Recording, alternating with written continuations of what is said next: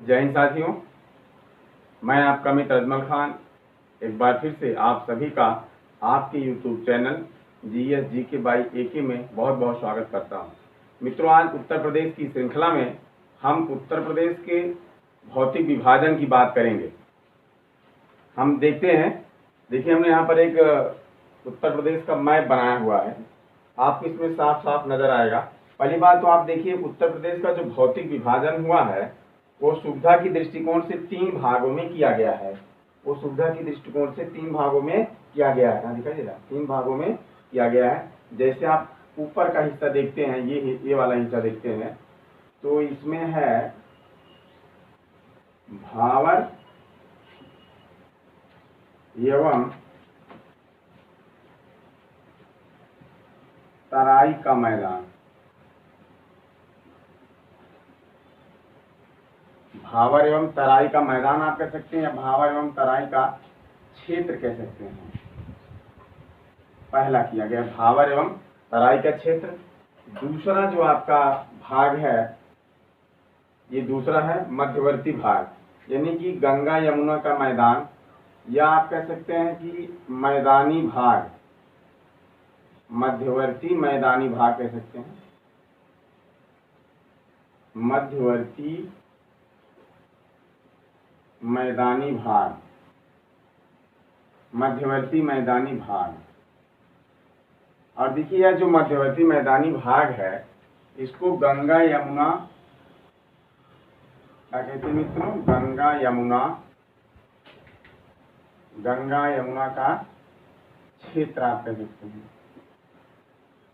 Okay, यानी कि गंगा यमुना और उसकी सहायक नदियों द्वारा जो जिस मैदान का निर्माण किया गया, मध्यवर्ती मैदान भाग कहा जाता है। और तीसरा आपका है, ये है पठारी क्षेत्र। तीसरा आपका है पठारी क्षेत्र। देखिए उत्तर प्रदेश का भौतिक विभाजन किया गया साथियों। उत्तर प्रदेश का भौतिक विभाजन 3 क्षेत्रों में किया गया। जैसे पहला है आपका, ये अध्ययन की सुविधा की दृष्टिकोण से किया जाता है और हर क्षेत्र में कुछ विभिन्नताएं पाई जाती हैं, इसीलिए अलग कर दिया जाता है। जैसे यहाँ पर देखिए भावर एवं तराई का मैदान, ये दोनों अलग अलग हैं, लेकिन इनको हम एक ही साथ पढ़ रहे हैं। भावर और तराई का मैदान, दूसरा मध्यवर्ती मैदान यानी कि मैदानी भाग या गंगा यमुना का क्षेत्र, और तीसरा है पठारी क्षेत्र। तो हम यहाँ से शुरू करते हैं मित्रों। ऊपर से हम लेते, जैसे ये आपका देखिए, ये आपको दिखाई दे रहा है, ये भावर का मैदान है। ये आपका क्या है? ये भावर का मैदान यानी कि भावर का क्षेत्र है। ओके, भावर का क्षेत्र। देखिए हम इसके बारे में थोड़ा बहुत जो इसका कॉन्सेप्ट है उसको हम समझने की कोशिश करते हैं। ये आप देखिए उत्तर प्रदेश का जो उत्तरी भाग है ना, उत्तर प्रदेश आप जानते हैं सिर्फ एक देश के साथ सीमा बनाता है, नेपाल के साथ। तो नेपाल आप जानते हैं हिमालयी देश है, और वहां से हम अगर बात करेंगे तो हमारा ये जो उत्तरी एरिया है, ये हिमालय यानी कि शिवालिक हिमालय की हम अगर बात करें तो उसके टच में आता है। तो वहां से क्या होता है, जो पर्वतीय भाग होते हैं वहां से जब नदियां निकलती हैं तो ऊपर से जो पहाड़ी भाग से या पर्वतीय भाग से नदियां जब निकलती हैं तो वो लोग उसका अपर्दन करती, धीरे धीरे बहती हुई आती हैं। तो वहां पर आप समझ सकते हैं कि उसको काट करके लेके साथ आती हैं, उसका अपर्दन करती हैं, तो जिससे धीरे धीरे धीरे धीरे धीरे धीरे वहां पर कंकड़ पत्थर जमा हो जाते हैं, बड़े बड़े, कभी कभी बड़ी बड़ी चट्टानें अपने साथ बहा कर गिरा कर लेके आती हैं। तो धीरे धीरे इस क्षेत्र में, ये वाला जो आपका क्षेत्र है भावर का क्षेत्र है, इसमें जो है ये पत्थर है सब, ये पत्थर है, कंकड़ पत्थर है, उनसे बना हुआ क्षेत्र है भावर का क्षेत्र।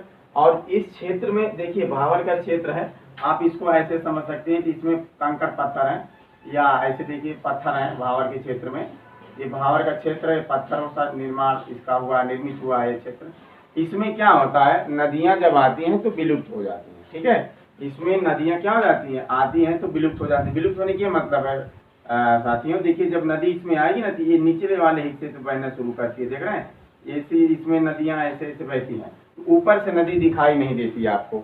वो जो पत्थर है, टैलेस भी इसको बोलते हैं, टैलेस, वो जो पत्थर है उसके अंदर से जो है नदियां क्या करती हैं, धीरे धीरे धीरे धीरे बहती रहती हैं, और यही नदियां यहाँ से बहकर आती हैं तो फिर तराई वाले क्षेत्र में, इस क्षेत्र में जब आती हैं तराई वाले क्षेत्र में, तो यहाँ पर नदियां वो दिखाई देने लगती हैं। ये कभी कभी यहाँ से सवाल बना लिया जाता है कि वह कौन सा कहाँ से ये आपका जो है भावर क्षेत्र में जो नदियां विलुप्त होती हैं वो नदियां कहाँ पर दिखाई देने लगती हैं, तो तराई के क्षेत्र में वह नदियां दिखाई देने लगती हैं। ओके, पहला सवाल यहाँ से अगर आपसे पूछा जाता है कि भावर के क्षेत्र में जो नदियां विलुप्त होती हैं वह किस क्षेत्र में दिखाई देने लगती हैं, तो वह तराई वाले क्षेत्र में दिखाई देने लगती हैं। एक बार देखें आप, ये जो भावर के क्षेत्र है इसका विस्तार आप उत्तर में देखेंगे तो सहारनपुर से लेकर उत्तर में सहारनपुर से यहाँ से लेंगे, अगर आप सोचिए इसका जो आपका वो क्या नाम इसका भावर का जो क्षेत्र इसका विस्तार कहाँ से कहाँ तक है, तो ये सहारनपुर उत्तर में आप देखेंगे, यहाँ पर माफी चाहते हैं पश्चिम से अगर आप देखेंगे सहारनपुर से लेकर के कुशीनगर वाले एरिया तक है। ओके, सहारनपुर से लेकर पूर्व में आप जाएंगे तो कुशीनगर, इसका जो क्षेत्र है भावर का, भावर का क्षेत्र कहाँ तक है, ये यहाँ पे जगह नहीं मित्रों, आप नोट कर लीजिएगा मैं बोल रहा हूँ। जो भावर है, भावर का क्षेत्र जो है इसका विस्तार उत्तर प्रदेश के पश्चिम से, पश्चिम में सहारनपुर से लेके पूर्व में अगर आप जाएंगे तो एक कुशीनगर तक इसका क्षेत्र आता है। ठीक है, यह कंकड़ पत्थर से निर्मित मैदान है, यहाँ पर कृषि नहीं होगी, आप सीधी सी बात समझ सकते हैं। यहाँ पर पशुपालन होता है, क्या होता है, पशुपालन। ओके, भावर का क्षेत्र जो है यह कंकड़ पत्थर से निर्मित है, यह क्षेत्र जो है कृषि योग्य नहीं है, इसलिए यहाँ पर पशुपालन बड़े पैमाने पर किया जाता है। ओके, भावर का क्षेत्र आप समझ गए, भावर का क्षेत्र जो है यह कंकड़ पत्थर से निर्मित है, पहली बात। दूसरी, इसका जो विस्तार है आप देखेंगे यहाँ पर लेके चलेंगे उत्तर में सहारनपुर से इधर आप आएंगे, उत्तर में नहीं इधर पश्चिम वाले एरिया में, पश्चिम में सहारनपुर से पूरब में अगर आप लेके जाएंगे तो कुशीनगर तक इसका विस्तार पाया जाता है। और देखिए यह जो क्षेत्र है आपका भावर का, यह पश्चिम में कुशीनगर से माफी जाते हैं पश्चिम में सहारनपुर से जैसे धीरे धीरे धीरे धीरे आप इधर आ रहे हैं पूरब की तरफ कुशीनगर की तरफ, यह आपका जो क्षेत्र है वो संकरा होता जाता है। क्या होता जाता है, संकरा, यानी कि पतला होता जाता है। ओके, आपसे पूछा जाए कि इसका जो भावर का मैदान है ये पश्चिम में सहारनपुर से पूरब में कुशीनगर की तरफ आते समय क्या हो जाता है, संकरा होने लगता है, पतला होने लगता है। ओके, तो भावर का क्षेत्र आप, मुझे आशा है कि आप समझ गए होंगे, भावर का जो क्षेत्र है यह आपका कंकड़ पत्थर से निर्मित है ना, यहाँ पर नदियां विलुप्त हो जाती हैं आकर के, और यह क्षेत्र जो है कृषि योग्य नहीं है, यहाँ पर पशुपालन किया जाता है, और इसका विस्तार पश्चिम में सहारनपुर से और इधर आप आएंगे पूरब में अगर आप आते हैं इधर पश्चिम से पूरब की तरफ आएंगे तो कुशीनगर तक इसका विस्तार है। और यहाँ पर आप देखेंगे तो सहारनपुर से जब ये कुशीनगर की तरफ आता है भावर का जो क्षेत्र है, यह कुशीनगर की तरफ क्या होता है, संकरा होता जाता है। ओके, तो आप पहला समझ गए होंगे भावर का क्षेत्र यानी कि भावर का मैदान। दूसरा देखिए, ये आप अगर बात करें तो ये इसके नीचे भावर के दक्षिण में जो नीचे है यह मैदान, यह जो क्षेत्र है यह तराई का क्षेत्र है, तराई का क्षेत्र है। ओके, तराई का क्षेत्र ये भावर के दक्षिण में, आपको स्पष्ट रूप से आप देख पा रहे होंगे जो भावर के दक्षिण में स्थित क्षेत्र है, भावर है ये, भावर के दक्षिण में स्थित जो क्षेत्र ये तराई का मैदान है। यहाँ पर आप देखेंगे यहाँ पर जो भावर के क्षेत्र में नदियां विलुप्त हो गई थी वह नदी जो है ये तराई के क्षेत्र में निश्चित रूप से दिखने लगती है। जो नदी यहाँ पर विलुप्त हो गई थी भावर के मैदान में, यह नदी आपके तराई क्षेत्रों में दिखने लगती है, और यहाँ से जो नदियां बह कर आती हैं ये अपना पानी यहाँ पर जब देखिए जब ये नदियां यहाँ पर बहती है ना तो ये क्या होता है, यहाँ पर नमी हो जाती है, ये दलदली एरिया आप कह सकते हैं, नम, यहाँ पर जो है मॉइस्चर ज्यादा रहता है तराई क्षेत्रों में। ओके, जब यहाँ पर नमी अच्छी खासी रहती है तो यहाँ पर क्या होगा, यहाँ पर जो फसलें होती हैं, यहाँ की जो मुख्य फसल है कहाँ की, तराई वाला, तराई का क्षेत्र थोड़ा प्रॉब्लम आ रही है क्योंकि जगह की बहुत कमी है। यहाँ पर देखिए ये तराई का जो क्षेत्र है, तराई का क्षेत्र, इसकी अगर हम बात करें तो ये नमी युक्त होता है। कैसा होता है मित्रों, नमी युक्त होता है। यहाँ पर अगर हम बात करें खेती की तो यहाँ पर गन्ना और धान, यहाँ की मुख्य फसलें क्या होती है साथियों, गन्ना और धान यहाँ की प्रमुख फसल होती है। दिख रहा है, गन्ना और धान प्रमुख फसल होती है, देखा। और यहाँ बीमारियों के लिए भी जाना जाता है, बीमारियों के लिए भी, बीमारियों के लिए, किसके लिए, बीमारियों के लिए भी, बीमारियों के लिए भी ये उपयुक्त होता है, ये उपयुक्त क्षेत्र होता है।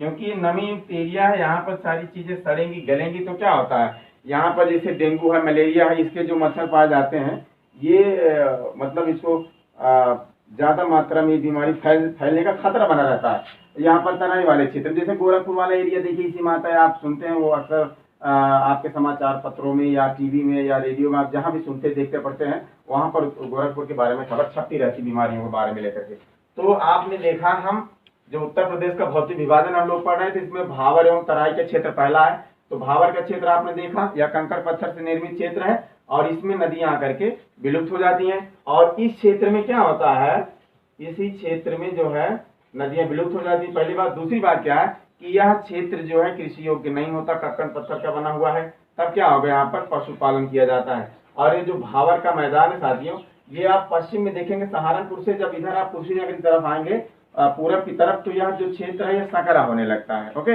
दूसरा भाग अगर आप देखते हैं तो दूसरा भाग यानी कि ये जो भावर के दक्षिण में स्थित है, यह है तराई का मैदान। भावर के दक्षिण में क्या है, तराई का मैदान है। और यह तराई का मैदान जो है ये नमी युक्त होता है। यहाँ पर जो नदियां विलुप्त हो जाती हैं भावर क्षेत्र में, यह नदियां जो है तराई क्षेत्र में आपको स्पष्ट रूप से दिखाई देने लगती हैं। और देखिए तराई क्षेत्र की विशेषता क्या है, यह पूरब से पश्चिम की तरफ संकरी होती जाती है। इसको ध्यान रखिए, ये कॉन्सेप्चुअल बात है। जैसे आपके भावर का मैदान है, भावर का मैदान क्या है, पश्चिम में सहारनपुर से पूरब की तरफ कुशीनगर की तरफ आते समय क्या होता है, संकरा होने लगता है। ठीक उसका उलट ये जो तराई का मैदान है, ये पूरब में कुशीनगर से आप जब उधर बढ़ते जाएंगे सहारनपुर की तरफ पश्चिम में, तब ये मैदान या जो भाग है संकरा होने लगता है, एक पट्टी की तरह ये होने लगता है।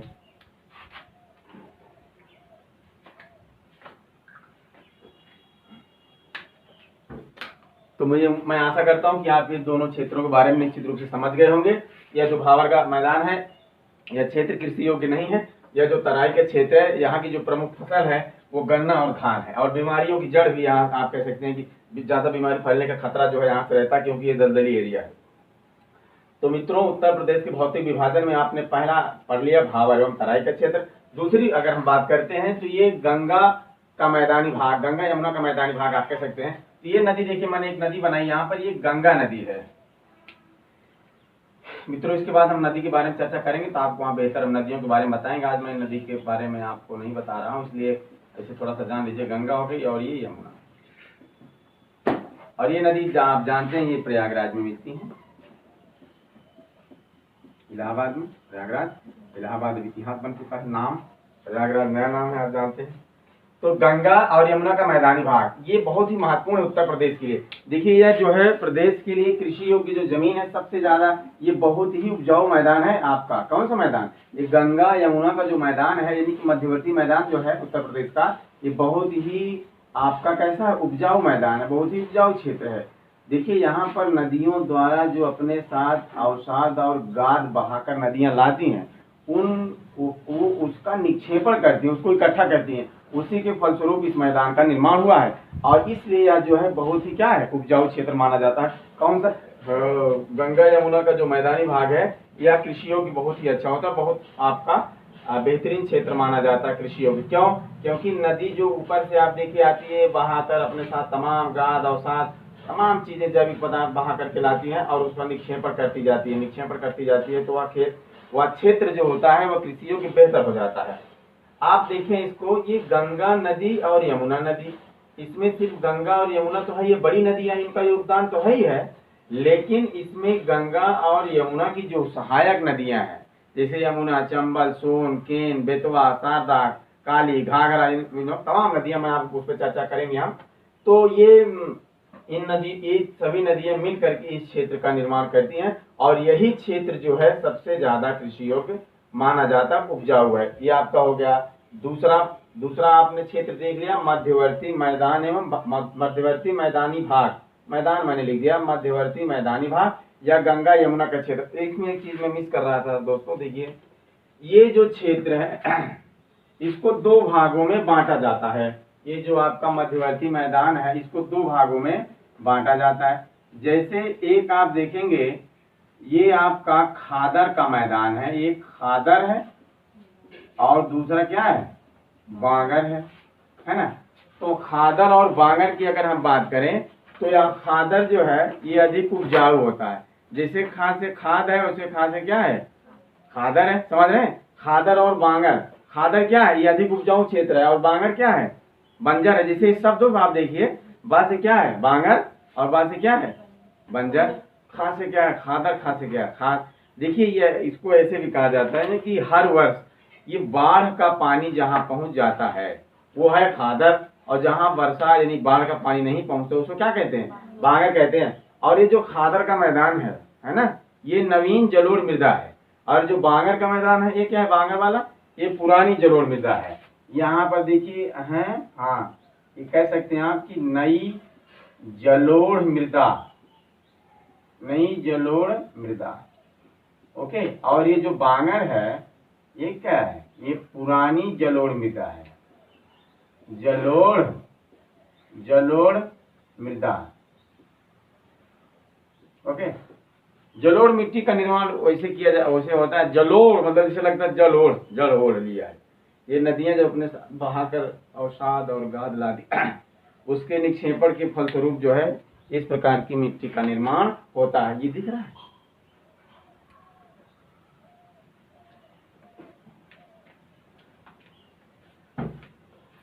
एक चीज और मुझे अभी देखिए दिमाग में आ रहा है, यहाँ से कभी कभी एक सवाल पूछे, ये राढ़ क्या है, राढ़।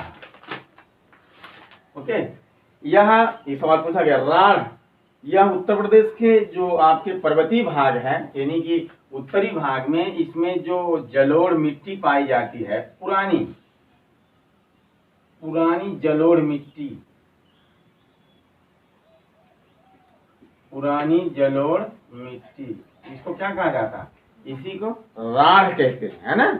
जलोढ़ मिट्टी आपने यहाँ पर देखा ना, ये खादर बांगर है, यहाँ पर बांगर पुरानी है, और यहाँ पर देखिए राढ़ जो है ये पर्वतीय क्षेत्रों में ऊंचाई पर जो मिट्टी पाई जाती है, प्राचीन जलोढ़ मिट्टी, उसको हम क्या कहते हैं, राढ़ कहते हैं। समझ में आया। आगे हम बढ़ते हैं, ये आपने देख लिया। ओके, तीसरा जो आपका विभाजन किया गया है, यह क्षेत्र आपका पठारी क्षेत्र में आता है। कौन सा क्षेत्र है, पठारी क्षेत्र। देखिए ये जहाँ पर इंगित किया गया है आपका, ये उत्तर प्रदेश का क्या है, ये पठारी क्षेत्र माना जाता है। तो आप यहाँ पर देखिए नदियां जो है यहाँ से क्या नाम है, जो ये देखिए बांगर का मैदान था, है ना, बांगर के बाद ये आपका आया तराई का मैदान, तराई के बाद आपका आया ये गंगा यमुना का मैदान, और गंगा यमुना के बाद आपका ये पठारी क्षेत्र आएगा। तो यहाँ से जो नदियां निकलती थी पर्वतों से साथियों, यहाँ से निकलने के बाद यहाँ पर आती थी ये दलदली एरिया में, यहाँ से फिर यहाँ पर आई कुछ अपना मिट्टी वगैरह जमाई, यहाँ से फिर वो ढलान की तरफ यहाँ पर आती है नदियाँ। और यहाँ पर जब आती हैं, जैसे आपकी चंबल नदी है, और चंबल है बड़े पैमाने पर कटाई करती है यहाँ पर, और यहाँ पर जो है पठारों का निर्माण हो जाता है। तो उत्तर प्रदेश के दक्षिणी भाग में ये पठारी क्षेत्र है। उत्तर प्रदेश, ये आप देखिए उत्तर दक्षिण पूर्व पश्चिम, इतना तो आप जानते ही हैं।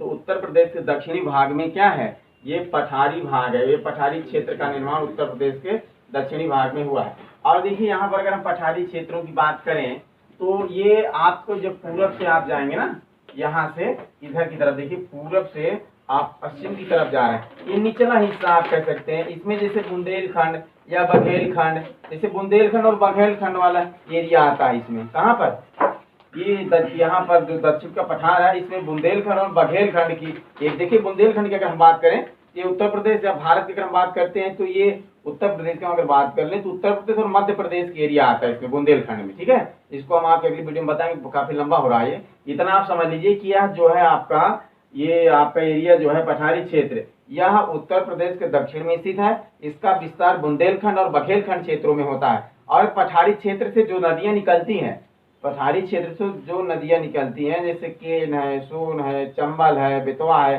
टोन्स है, मैं जल्दी जल्दी बोल दे रहा हूँ लेकिन मैं नदियों वाले पोर्शन में उसको बताऊंगा। एक बार फिर से आप सुन सकते हैं कि जैसे देखिए चंबल है, सोन है, केन है, बेतवा है, टोन्स है, ये नदियां यहीं से निकलती हैं पठारी क्षेत्र में। यहाँ तो जगह में लिख सकता हूँ, जैसे सोन है, सोन नदी है, और केन है, सोन केन, चंबल, सोन केन चंबल, बेतवा,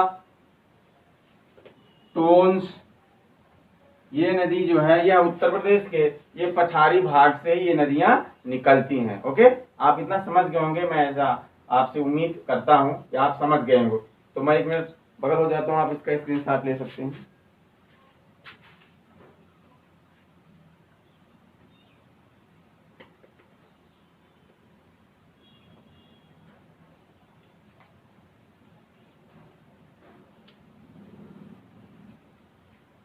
तो मैं ऐसी उम्मीद करता हूँ कि आप ले लिए होंगे, अगर नहीं लिए होंगे तो आपकी गलती है, इतना लेजीनेस थोड़ी होता है।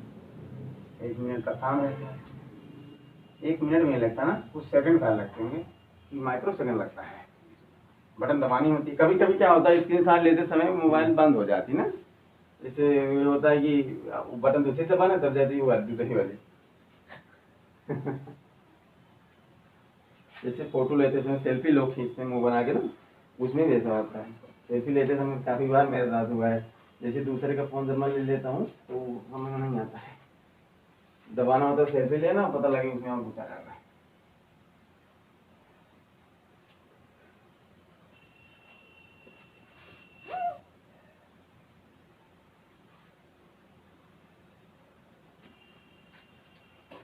देखिए ये जो पठारी क्षेत्र है साथियों, ये जो पठारी क्षेत्र है ये आपका जो है कहाँ से कहाँ तक मैंने आप बताया ना कि यह बुंदेलखंड और बघेलखंड वाला एरिया आता है। बुंदेलखंड मध्य प्रदेश में और उत्तर प्रदेश दोनों मिला के बीच वाला हिस्सा होता है। इसमें अगर आप देखते हैं जिले में, आप पहले तो आप इसको ऐसे समझ सकते हैं कि बुंदेलखंड और ये आपका है बघेलखंड, ये वाला एरिया। एक जिले में अगर आप इसको तब्दील करना चाहते हैं, जैसे आप इसको आप ऐसे समझ सकते हैं कि ललितपुर से ये सोनभद्र वाला एरिया जो है, इसका विस्तार ये होता है साथियों, ठीक है। और ये देखिए उत्तर प्रदेश की जो अगर हम प्राकृतिक सीमा की बात करें, उत्तर प्रदेश की अगर हम प्राकृतिक सीमा की बात करें, ये प्राकृतिक सीमा, उत्तर प्रदेश की प्राकृतिक सीमा, तो ऊपर की अगर हम बात करें, ऊपर की तरफ, उत्तर की तरफ, तो यहाँ पर आप देख सकते हैं जैसे ऊपर की तरफ कहां से आप जाएंगे, ये शिवालिक श्रेणी है ना, शिवालिक श्रेणी, आप हिमालय पढ़े होंगे, उसमें आप बताया जाता है शिवालिक श्रेणी। और दक्षिण की तरफ आप अगर आएंगे, दक्षिण की तरफ विंध्याचल है, विंध्याचल या आप कह सकते हैं इसमें, और सतपुड़ा पहाड़ी ये हो गया। और पश्चिम में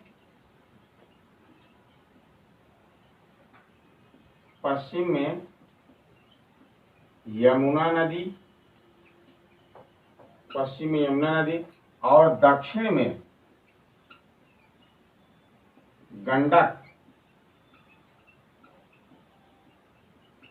ये सीमा का निर्धारण करती है। देखिए उत्तर प्रदेश की जो प्राकृतिक सीमा है, आप कह सकते हैं उत्तर प्रदेश की प्राकृतिक सीमा, ऊपर की तरफ आप शिवालिक श्रेणी, ये हिमालय का हिस्सा है, आप लोग अगर हिमालय पढ़े होंगे, ट्रांस हिमालय, लघु हिमालय, महान हिमालय, शिवालिक श्रेणी पढ़े हैं कि नहीं, ना पढ़े, यहाँ शिवालिक श्रेणी। और दक्षिण की तरफ अगर आप जाएंगे, दक्षिण की तरफ से विंध्याचल, सतपुड़ा पहाड़ी, और पश्चिम में यमुना नदी, दक्षिण में गंडक नदी इसकी सीमा का निर्धारण करती है। ओके मित्रों, आप इसका स्क्रीनशॉट लीजिए फटाक से, पहले ले लिए। एक चीज मैं इसके पहले एक वीडियो में मैंने मिस कर दिया था, मुझे याद आया, उस पर मैं 1 मिनट आपसे बात करना चाहता हूँ, फिर अगली बात करता हूँ आपसे। जैसे आप जानते हैं उत्तर प्रदेश के साथियों 8 जिले हैं जो एनसीआर में शामिल है ना, उसको मैं नहीं मतलब बता क्या होता, कभी कभी चीजें निकल जाती है माइंड से ना बता दे समय। तो एनसीआर में जो है, एनसीआर मतलब राष्ट्रीय राजधानी क्षेत्र है ना, एनसीआर में